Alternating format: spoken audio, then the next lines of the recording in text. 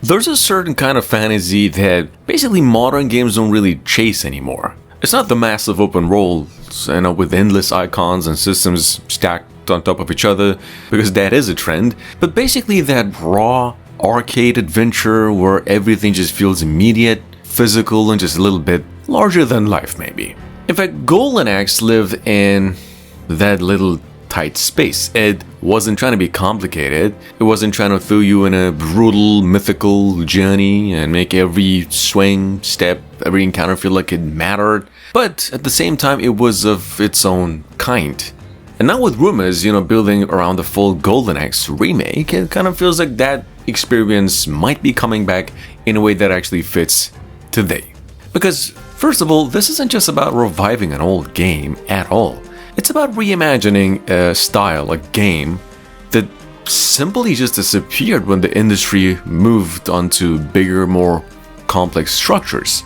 See, the original Golden Axe was pretty simple in its setup. It was a dark fantasy land under the rule of a tyrant. It was 3 warriors with their own reasons for fighting, and it was a journey across these ruined villages, lands, enemy-filled paths that were leading toward a final confrontation. But what made it actually stick wasn't the story itself, it was how it was delivered, through movement, through combat, through the golden music, and just the way the world felt hostile and every path you took. A remake has to keep that feeling, not by copying it directly, but by understanding why it worked, Imagine that world rebuilt with modern design, not as an open world sandbox game, but as a focused, curated adventure where every location has purpose. These dense environments to feel alive with it, details, forests that feel just thick and dangerous.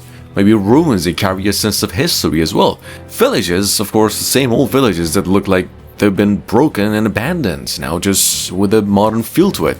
Not just basically placed for decoration. Because look, Golden Axe was pretty much, and a lot of times, about the atmosphere. And modern technology can really push that atmosphere like a world further. Lighting becomes a tool, shadow stretches and shifts as you move. Fire doesn't just sit in the background, it flickers, reacts, casts movement across the environment.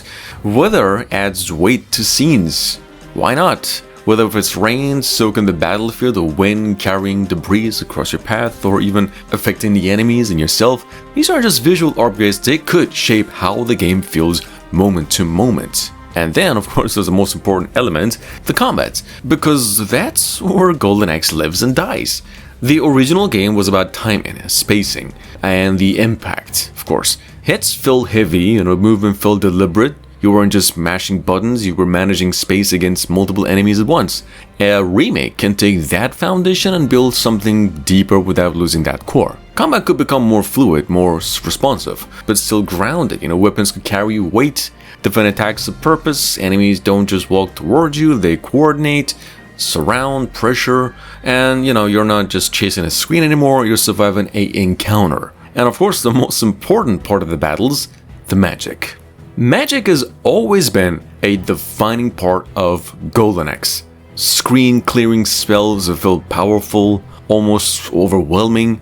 Well, a remake could turn that into something, a whole different world of dynamic. Instead of just activating a spell, you could feel that it's building, energy is scattering, the environment's reacting to it. And when it finally releases, it's not just effective, it's dramatic. Because that's the tone Golden Axe thrived on. Not realism, intensity. Now, one of the biggest opportunities with a remake like this is, of course, the character presence. The original trio, or later down the line, the added characters, were pretty iconic, but they were also limited by the technology of the time. We think a remake can expand who they are without turning the game into something overly narrative. Small moments, reactions between the battles, subtle interactions with the world itself. Well, basically enough to give them identity without slowing down the experience, because this isn't a game that should stop often, it should move forward. Always forward. That sense of progression is simply the key. Golden Axe was built on momentum. You fight, you move, you fight again. A remake can enhance that flow by designing levels that just feel connected. Not just separate stages, paths that transition naturally, encounters that feel like part of a larger journey rather than isolated events, and maybe even choices. Not massive branching narratives, but small decisions that change how sections play out. Different routes, different encounters, different pacing. Enough variation to make repeat playthroughs feel fresh without breaking the core structure. Because replayability just matters for a game like this. It always did. Then there's of course the co-op. This is simply non-negotiable.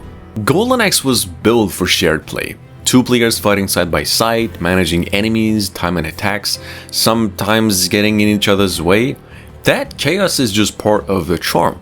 Well, a remake is to bring that back both locally and online and just make it feel seamless. Because the experience changes when you're not alone. The strategy changes, the pacing changes, the energy changes. And that's something modern games sometimes overlook. Technically speaking, this remake has the potential to stand out without needing to be massive in scope. It doesn't need a 100-hour campaign or endless side content, it just needs precision. Polished systems, strong art direction, the kind of visual identity that just makes every frame recognizable. Because Golden Axe has a look, a tone, a feeling. And if a remake leans into that instead of chasing trends, it can actually carve out its own space in a crowded market right now. There's always a risk with projects like this. The risk of overcomplicating things. Of adding too many systems, too many mechanics, too much weight to something that worked because it was direct. We think a remake has to avoid that. It can change, it can expand, but it can't lose focus. Because the moment it stops being immediate, it just stops being Golden Axe, and that's the line developers would need to respect. At the same time, the industry is in a place where something like this could actually stand out. There's a gap for focused action-driven experiences that don't really rely on massive open worlds or constant updates. A Golden Axe remake could fill that gap by offering something tighter, more intense, more deliberate. Something you can just pick up and fill instantly, but still master over time. That balance is rare and it's valuable. Looking at the broader landscape, there's also a growing appreciation for classic franchises being reimagined the right way. Not just updated visuals, but also built with an understanding of what made them work in the first place. If Golden Axe follows that path, it doesn't just come back as a nostalgic project, it will come back as something relevant, something that reminds players why these games mattered in the first place. Because at its core, Golden Axe isn't about complexity, it's about action. About stepping into a world that's hostile, dangerous, and constantly just pushing against you, and picking up a weapon and moving forward anyway. And that idea doesn't age, it doesn't lose its impact, it just needs the right moment to return. If this return or remake is real, and if it captures that core while building on it in the right ways, then it won't just be a revival, it'll be a reintroduction.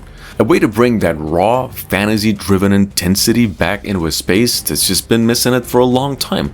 And when it lands, if it lands the way it should, it won't just remind people what Golden Axe was. It'll show them what it can be.